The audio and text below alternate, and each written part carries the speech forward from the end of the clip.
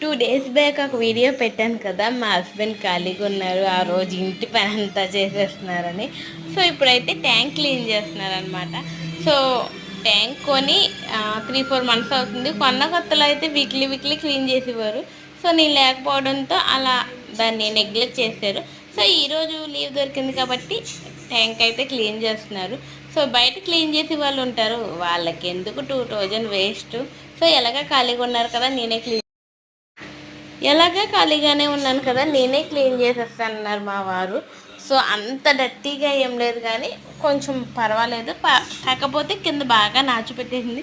So thank you ఎందుకు చెప్పానంటే, so ఆ వీడియోకి నాకు 1.3K వ్యూస్ వచ్చినాయి. సో చాలా హ్యాపీగా ఉంది.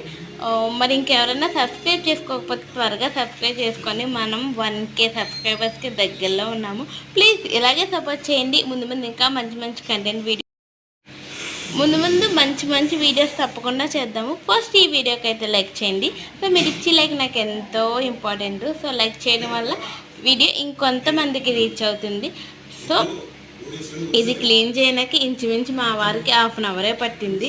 సో పైన అంతా క్లీన్ చేసి మళ్ళీ ట్యాంక్ లోపలికి వెళ్ళి క్లీన్ చేయడానికి చాలా టైం పట్టింది. సో నేను పైకి కిందకి దిగడం నాకు కూడా బాగా కాళ్ళు నొప్పులు చేశాయి. సో ఇది చాలా కష్టమైన పని. సో మనం అయితే చేయలేము. దీనికి క్లీన్ చేసి వాళ్ళు ఉంటారు కదా, వాళ్ళైతే బెస్ట్.